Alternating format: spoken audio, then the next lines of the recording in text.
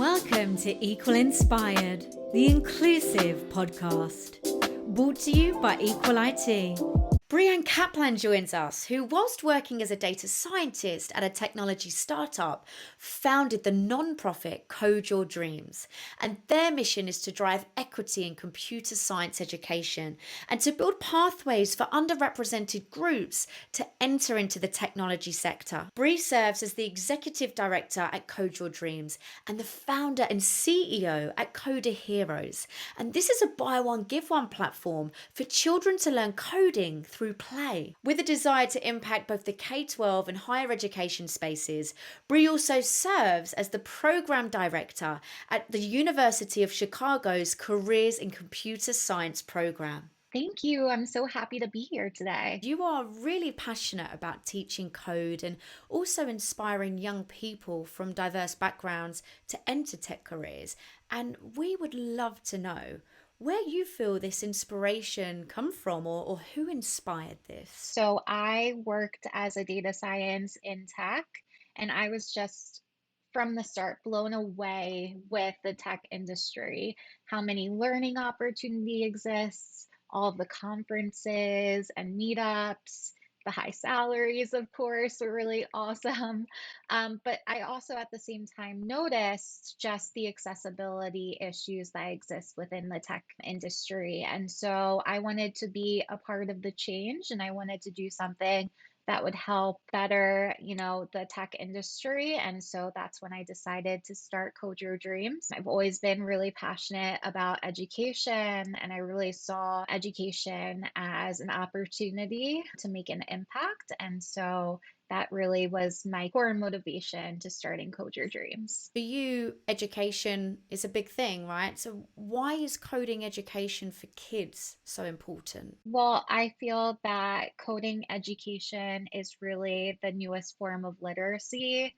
When we think about so many jobs today, really the key to unlock those jobs is an understanding of computer science and technology design. When we think of not just software development, but also user experience research and design, project management, product management, even sales and marketing in tech, having that technology background and understanding of how technology works really allows you to unlock so many amazing jobs and really unlock such an incredible career and future for people. What soft skills can children learn by starting with coding at a younger age? I think that a lot of times the soft skills are sometimes even more impactful than the hard skills are. Things like teamwork and communication and being able to look at a problem and really dissect it into pieces, those logic skills. I think all of that really prepares students to go forth and be successful in any career, whether in technology or not in technology. Within our program specifically, students are not just becoming technologists, they're also becoming community activists by building tech products that make a difference in our communities. So they're also learning how to be leaders, not just for themselves, but for their communities. A lot of times, our students are thinking about global communities, also sometimes local. So students are really able to stand up for what they believe in. And through that leadership comes from so many other skills and just experiences that our students learn from. The world is very much your oyster in the tech space. You can immerse yourself into so many different areas. You don't have to just be doing development. Absolutely. And something that I love about our program is that students are putting on so many different hats that exist in the tech industry. So, a project manager, a marketer, a software developer, of course. And so, students are really able to find where in the technology development cycle they have that true spark. So, it's fun to have, an 8-year old who's really excited about tech sales, or a 9-year old who's really excited about being a designer and is already thinking about things like inclusive design. So, our programs, we really think and focus on the individual student and helping them and empowering them to figure out where it is that they are most passionate about. I love that because we have to tailor, I feel, like when it comes to learning, when it comes to bringing more children into the coding space, it's not a one size fits all. Everyone has a different approach, different interests. So if you can merge passions with coding, then I guess that really helps with the learning process. Exactly. And it's interesting. We're always doing curriculum development, but one thing that we're always focused on is how do we build curriculum where the passion and the student is at the center of everything.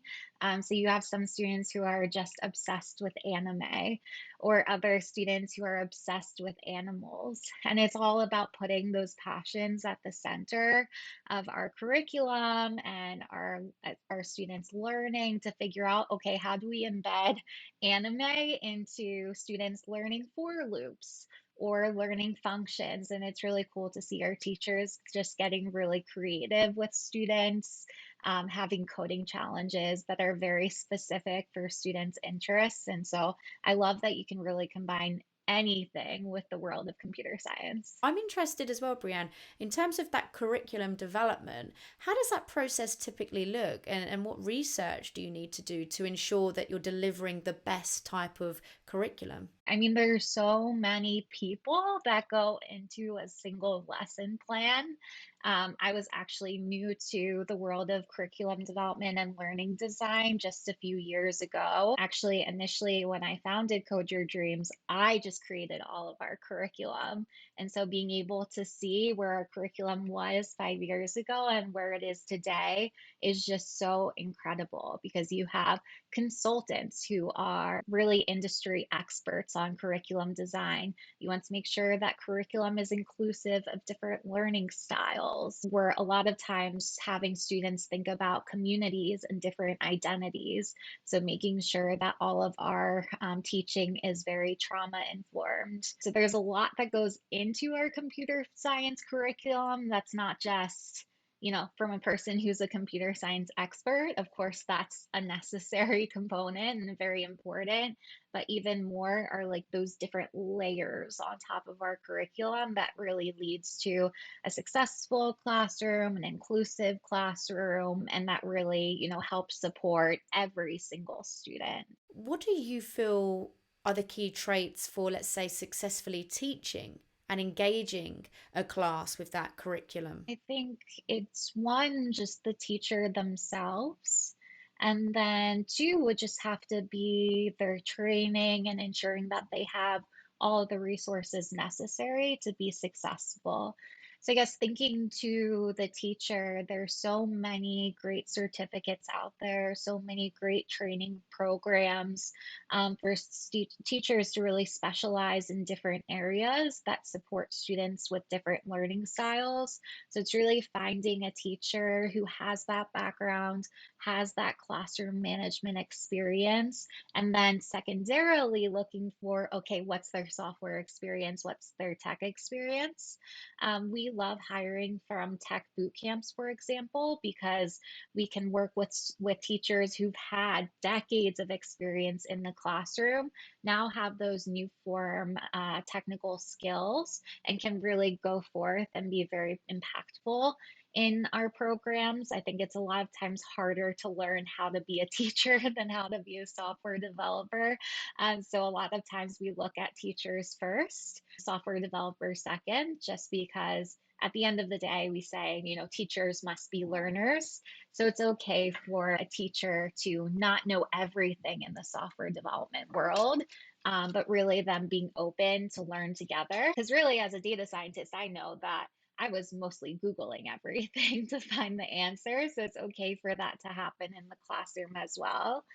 And then I guess after teachers is just making sure that our teachers feel supported and just have a really great training process. And then finally is just, making sure our teachers have the resources, are able to get paid for as much preparation time as they need, do have access to more professional development opportunities.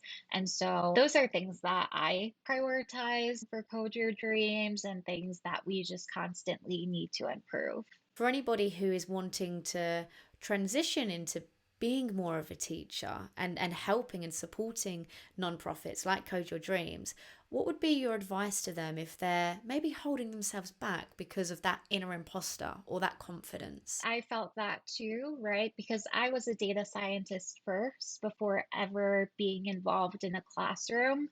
So I think, there are ways that we, without that classroom experience, can be impactful in the classroom today. And then there are things that we can do to be even more involved in the classroom tomorrow. So today, there are so many ways to help a nonprofit. So to speak for ourselves, we always have professionals in tech give talks in our classrooms. You can lead a field trip to the company that you work at. There are also ways to, help within the curriculum development side at a nonprofit. And then those are kind of opportunities that are accessible today. And then if you're, a tech professional and you want to be an actual classroom teacher or instructor, I would then encourage you to think about some certificate programs, maybe talk to some programs and see if it's right for you. There are ways to volunteer in the classroom. Maybe not as a lead instructor right away, but slowly getting that experience can lead you to being a lead instructor. That's some great advice. And more so, me being curious, I wondered what skills from being a data scientist do you feel really benefited you in this teaching A journey? lot of it has really been the technical skills and having those down so that I can focus on more of the teaching skills. But I still think that, like, I mean, as a data scientist, you focus on your technical skills, your statistical understanding, and then third is your ability to communicate. So I think that, like, last focus on ability to communicate helped me in the classroom, just being able to break down complex problems into a way that makes sense for a general audience. I think we're doing that constantly in the classroom. Just, there are these very technical topics that we're talking about, and then figuring out a way, okay, how do we make this make sense to someone who has never heard this topic before? So, for example, with programming, one fun activity that we do is called a peanut butter and jelly activity. So it has, the teacher stand in front of the classroom with bread and peanut butter and jelly and a knife, and asking students, if I were a computer, how would you build a peanut butter and jelly sandwich? And so it's really breaking down programming into like a very everyday activity and showing students how, like, black and white a computer is, and how intentional you need to be when you do program something like building a peanut butter and jelly sandwich. So I'd say, yeah, there are definitely a lot of things that I brought with me from being a data scientist, mostly those communication skills. And on your journey of being a founder of a nonprofit, what skills do you feel you benefited from here? That's a great question. I think the biggest thing that I benefited from being a data scientist were just my connections and industry. I still feel that those connections that I was able to build and just the experience that I had with, like, the tech ecosystem has still been really helpful for us as a nonprofit. We work a lot with industry professionals as well as tech companies, both in terms of our operations, but also in terms of funding. So being able to understand how tech companies work, being able to have tech contacts from going to big conferences, those really helped me and is helping Code Your Dreams still as we continue to expand, and as we ourselves continue to just network within the tech ecosystem. Networking is such a powerful tool and it can enrich you in so many ways, especially, like you say, on your new journey of being a founder for a nonprofit, and community is absolutely key. For anyone who maybe views themselves as more introverted, how, I guess, can you destigmatize networking? What things have worked for you? What approaches of coming out of the comfort zone and just speaking with people? So I was a completely different person before starting the nonprofit. and where I am right now, in basically every single way that I can think of. And I have just learned so much from founding a nonprofit that I could have never imagined. One of the big things has been networking. So before the nonprofit, I hated networking. I didn't want to do it. I felt uncomfortable. I felt a lot of imposter syndrome where, I would be at a big tech conference, but I would feel bad talking to someone because I felt like, you're at this big conference, you should talk to someone else, right? Why should I spend time talking about me and what I'm interested in when there are so many more successful people in this room? So I didn't feel comfortable networking in most spaces, but when I started Code Your Dreams, I knew that we weren't going to be successful and grow if I didn't network.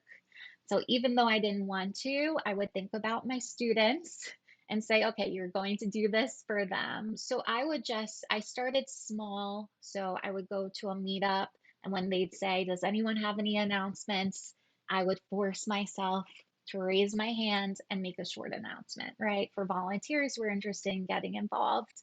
And slowly but surely, I would just continue to force myself to be comfortable with the uncomfortable. And so it just made it easier for me when in my head I could tell myself, you're just going to do it. And slowly I became comfortable, right? And then step by step, speaking at larger conferences, I was more comfortable with that, to doing panels. And the more and more that I put myself in a position where I was being heard, the more it just became my normal. So one strategy can be just force yourself to do it. It's good for you, but honestly, it's good for everyone because we do need more voices. And it's especially the people who are feeling imposter syndrome that we need to hear those voices, especially. Although we have to be uncomfortable, it's going to benefit you. It will attract so much opportunity, whether that be mentorship, volunteering, jobs potentially.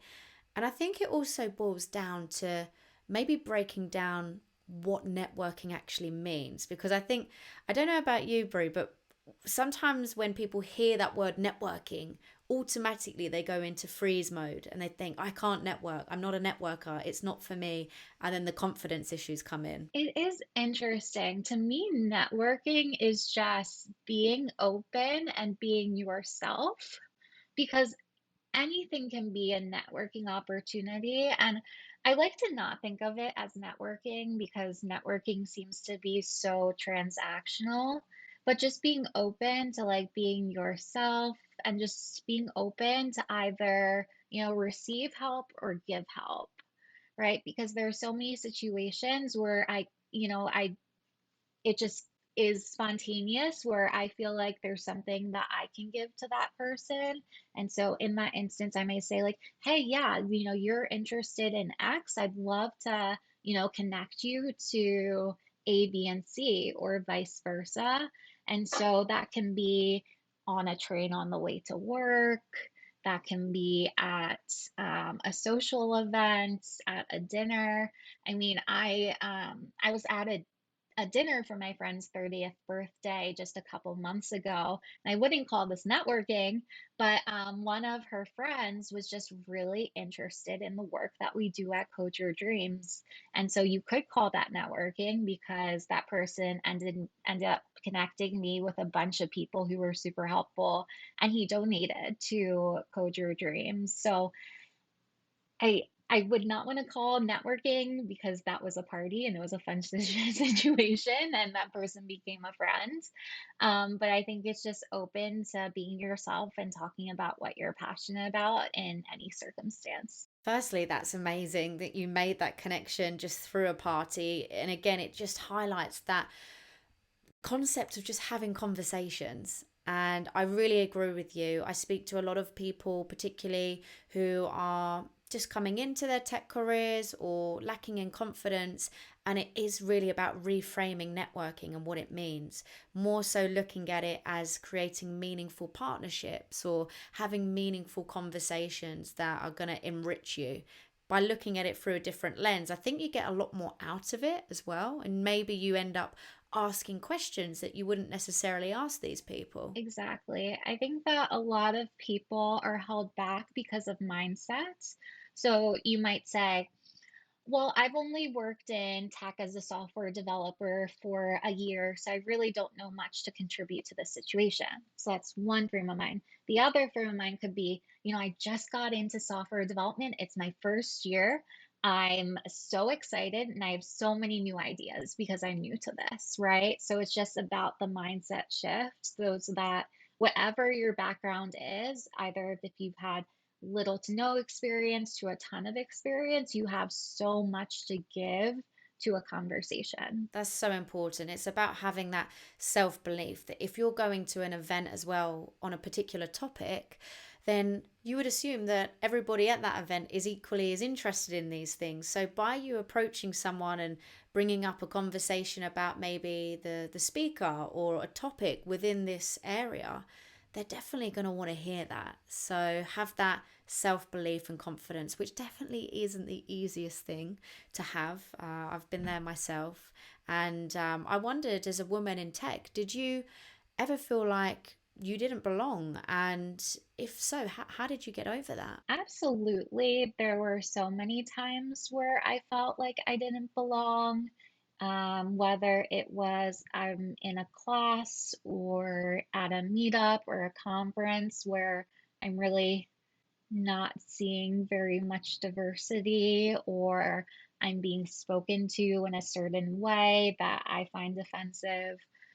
These things tended to happen all the time while I was working in tech. And so the most helpful thing for me was just to have allies and have people who I felt were really supportive of a more inclusive culture in tech. I mean, it's been a long time where people have been calling out tech companies for not being inclusive. So there's definitely been a lot of really amazing momentum. There's been great leaders in the movement to create more inclusive companies. But it's also sometimes you have to say to yourself, this company is no longer a company for me.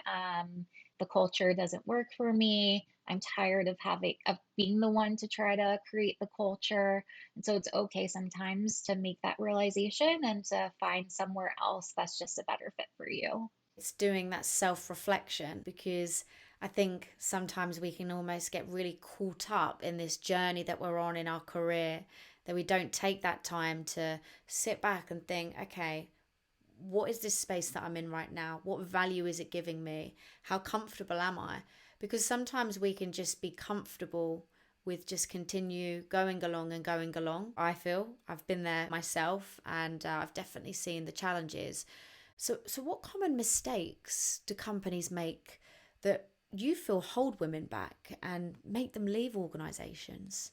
That's a good question. I mean, I can only speak from experience, but one thing really is just investments. I see a lot of companies who do the right first step, which is looking at themselves and acknowledging that there's a problem, right? So it might be, okay, let's look at our board of advisors. It's nine white men. We want to have more diversity in our board. So, right, that's the great first step. But if there isn't any like dollar investment in making changes, or whether this comes to hiring as well, a lot of companies have ERGs, so employer research groups that do lead for change. But if those groups aren't getting an actual budget to implement any changes, I think it's really hard to see actual change. So I'd say the biggest mistake that I've seen is companies, quote unquote, not putting their money where their mouth is. And yeah, just from my experience, I think that actual investment dollars make a lot of difference. So important. It's a team effort, I always like to say. Previously being a data scientist, that takes a lot of courage to come away from an industry that you studied for and that you'd worked for. How was that for you, that experience of transitioning into something else? It was really scary and also a little sad. Sometimes I still miss being a data scientist. I mean, if I think of myself 10 years ago, what was my dream job? I would say to be a data scientist. And so when I was working, I remember thinking, "Oh, one day when I'm a data scientist, I'm going to be so happy." And so it's really interesting now to see myself, years ago having left the industry, being a data scientist. And a lot of that fear came from just knowing the security that exists in being a data scientist and working in tech. I knew that I'd always have a great salary. I would always have a job. If I didn't like a company I was at, I could transition to another company. But at the same time, that's why I wanted to leave tech and just be a person who enables that for other people and for more people. So it just got to the point where I knew that I'm not helping anyone but myself by staying a data scientist, and that just knowing leaving the industry, I would just be able to help so many more people. So that realization was definitely important. But like I said before, I still miss being a data scientist. It was a really fun job for me. What parts do you miss the most? Oh gosh, sometimes I just love just being behind a computer, just myself and a computer, playing around with different models. I think that it's so therapeutic to just be coding sometimes. Granted, there are times when it's so frustrating, but a lot of times it can just be so therapeutic, and there's less pressure being a data scientist than running a nonprofit and being responsible for people. So I really do miss the days of tranquility, coding away on a sunny afternoon. It's okay to miss things. We can miss things. That's not a bad thing. But knowing that you are making such an impact to the younger generation coming through the ranks and inspiring the next generation, let's say, of data scientists, that must be really fulfilling. It definitely is. And my favorite part of any day is just getting to work with students. When I started Code Your Dreams, I got to teach every single class. And so I'd be, working away at my desk, and then it would be 3 p.m., I would take a train to a certain community center, get to teach, and that would be my Tuesday. And then Wednesday, I would do the same at another community center. And it was always so nice for so many parts of my day to be really student driven. Today, I don't get to teach any of the classes, unfortunately, because there are better teachers out there than myself that I can hire. But still, glimpses that I get getting to visit classrooms or shadowing different programs, definitely the highlight of any day. That's so amazing. And I'd love to learn more about the initiatives, Code Your Dreams. I know we've spoken a little bit about it and how you approach things, but also Coder Heroes. So two very different organizations, but sharing similar impact. So at Code Your Dreams, we work with students K through 12 as well as adults. We partner with different organizations, schools, community centers, prisons, detention centers, and reentry centers, both here in the United States, but we're also doing some work globally in East Africa. Really, our vision at Code Your Dreams is we want to include everyone in the tech development process. So, really having anyone be able to see a problem and to solve it with technology. So, we're working little by little, getting these tech skills and resources into different neighborhoods and communities, but we really see a better future when there's a greater diversity of people that are building the tech products that everyone's using. So at Code Your Dreams, we have different types of programs. We have our web development track, app development, data science and analytics, and then we also have a fintech track. And so we teach all year round as well as during the summer. And then CoderHeroes really blossomed as a result, unfortunately, the pandemic.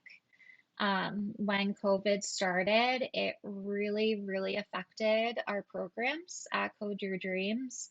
And actually, our program costs just skyrocketed. I mean, this was an unforeseen event. We couldn't just ask our donors, can you maybe donate 2%, maybe 3%? Or, we couldn't say, okay, let's just aim to get twice or three times the amount of grants this year. That wasn't achievable and it wasn't immediate enough. So I started CoderHeroes as a coding program for students of a younger age, so students between the ages of 6 and 13.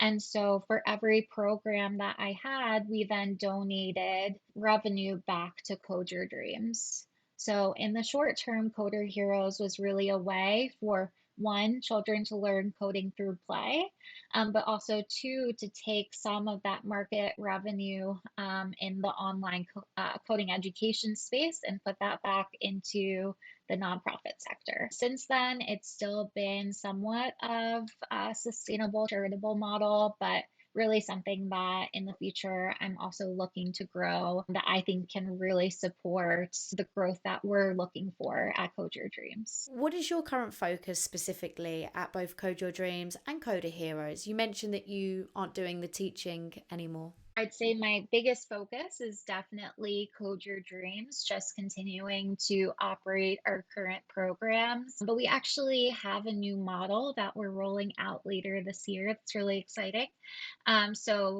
Formally, we've always done direct partnerships. So we find different schools, different community centers, prisons, etc., that we partner with. We hire teachers, we have the curriculum, we implement the programs, right? So we also have program managers, and there's, end to end, a lot of work that goes into a single program. What we're moving to is a start a club model. So what we realized is that we have such a heavy inbox of current teachers, community members who want to have a program like Code Your Dreams at their local school, at their local community center, but they don't want us to run the whole program, right? They already have a teacher that wants to implement during their in school time, or they have a volunteer that really wants to run this program at their community center. And so we don't have the budget in order to say yes to every single email in the inbox. But a way that we can say yes is through the Start a Club model. That's why we're integrating into a new learning management system, and we're going to be opening up 100% of the resources that we have at Code Your Dreams, all of our curriculum and lesson plans, slides, tutorials, all of that good stuff, training modules, to then allow anyone to be able to bring Code Your Dreams to their local community. So that's a big focus at Code Your Dreams. And then at Coder Heroes, we're just focusing on our tech. We have a team that's building a tech platform so that any teacher can sign up to teach. Any child can then sign up to be a part of any of the classes, to then really allow us to scale and much better support Code Your Dreams than we were before, which was a very just like one-to-one model of placing a child in a program manually. Common theme, of course, is this inclusivity, accessibility. What steps do you take to really ensure a very safe and inclusive environment in the coding classes? I think it goes back again to who is the teacher, what is their background, what is their experience working with different types of students, different types of learning styles, and then making sure that it's a good match based on the students that you're teaching, right? And then after that is really what's the training and what's the resources available to teachers. We work with a lot of different types of organizations and students. So some teachers aren't a fit for all of our programs. It's really important for us to really dig into and understand the students that are in each classroom and know like what is necessary for every student to be successful. Outside of Code Your Dreams, just general from your perception of K-12 and higher education spaces, what inequalities do you feel there currently are in the coding education system, and how can we break down those barriers? I think a big thing is just, where are there computer science deserts, right? So just like food deserts, there are computer science deserts where there aren't any computer science opportunities. So, where is computer science being taught and where is computer science not being taught? At the same time, you also have to look at quality. So, what is the quality of computer science education in one school versus another? Part of that is due to curriculum. There's usually no standardized curriculum available for an instructor. But what does that look like? What are the resources that the instructor has? Like, does the school have good Wi-Fi? Are there computers? Some schools have 3D printers and robotics teams, right? And then it's also what other types of support are teachers given? And sometimes it does come down to salary and teachers being stretched really, really thin. So you have an amazing math teacher, there isn't a teacher for computer science. And a lot of times, computer science professionals aren't going into teaching because salaries are a lot of times much lower as a computer science teacher than as a computer scientist in industry. And so, you have a math teacher who now has to teach computer science in addition to math. They're already stretched thin. They don't really have a ton of resources in order to learn about computer science. And so, even though that's a really phenomenal teacher, the quality of the computer science class might be pretty low. And students might leave that class thinking, I hate computer science, it's hard, it's not for me, just because they didn't really get a fair chance. And of course, it's not the fault of the teacher, they're stretched really thin. It's not their fault that there aren't resources available to them. It's really just the system in place. I think it's the same with thinking about a student who feels like they're not good at computer science. Usually it's not the fault of the student, it's also the fault of the system in place. Thinking about the inequalities in the education system and the great work that you're doing at Code Your Dreams and CoderHeroes, what's been like the feedback that you've received from students from when they first enter the program to then finishing the program? Have you seen differences in feelings, in confidence? What has been some of that feedback? This is my favorite because it's so beautiful and magical to see students' confidence really grow in terms of just themselves overall, their abilities, the type of impact they can make. And they really do see their new technical skills as just being super powerful. So I can give an example. I mean, I was working with a student today. She was very, very anxious and nervous coming into the classroom. She never even thought about computer science before and never could have thought that was something she could have learned. And now today, she has this amazing website that she built.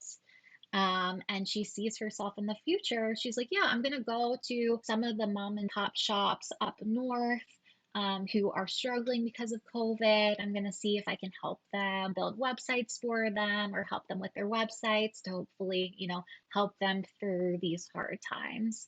And so it's really cool to see students just like really see themselves as these, great, whether it's a computer scientist or web developer or a designer that can really help make an impact for their communities. That's an absolute incredible story. That inspiration, that empowerment from just having that exposure and that visibility to what is possible. I think that that's what's so key here and so important. Thinking about finishing the program and having that momentum, having that excitement. How do you think we can maintain that? Because let's say then if this individual went into their next class and the class was very, very male dominated, how do you think we can just continue to keep that momentum and that excitement? It's a really hard question and it's a hard problem, right? And we're really just one piece of a very, very large and complicated puzzle. The best that we're able to do is really just try and provide support ongoing for that student.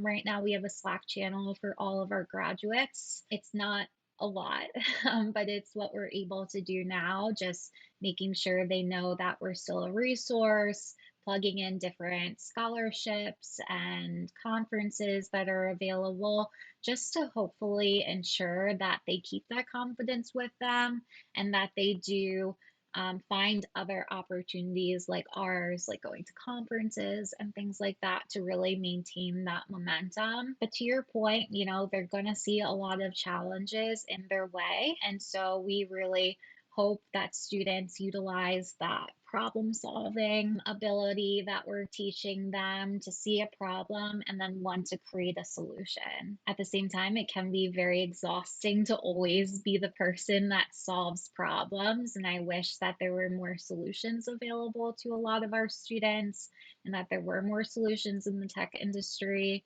But I am optimistic. I see a lot of our tech companies really standing for change, creating a lot of programs for students. So my hope is that we continue going in that direction and that every year there's just more and more opportunities. Do you tend to have quite open conversations with anybody that's coming through the program about how the industry could be, some of the challenges that they could maybe face? Definitely. Students, they Google things and they've read things, but they also just notice, when I think of any of the big tech people, it's just white men, right? How will I be successful? They're, asking these types of questions, which are important questions. And so we do have open conversations with our students. A lot of them do want to battle it head on. A lot of students do want to create initiatives or different tech products that are battling some of the systemic issues in tech. And so that's really exciting to see, right? These initiatives not just come from big tech companies, but also come from our young students. That's pretty cool. But yeah, we definitely don't paint it like tech is la la land and everything is perfect. I think that they will appreciate that so much more, though, because that also then contributes to expectations and building that resilience. And, like you say, already taking the initiatives to tackle these problems. For you, looking back at your journey, being a founder now of a nonprofit, what advice would you share to anybody else who wanted to set up their own nonprofit? My biggest advice would be to just constantly reflect on yourself and your journey and be honest with yourself about what you need because it's a big journey. A lot of times feels like a fight that will never end. And so I think being realistic about what are your boundaries can be really important.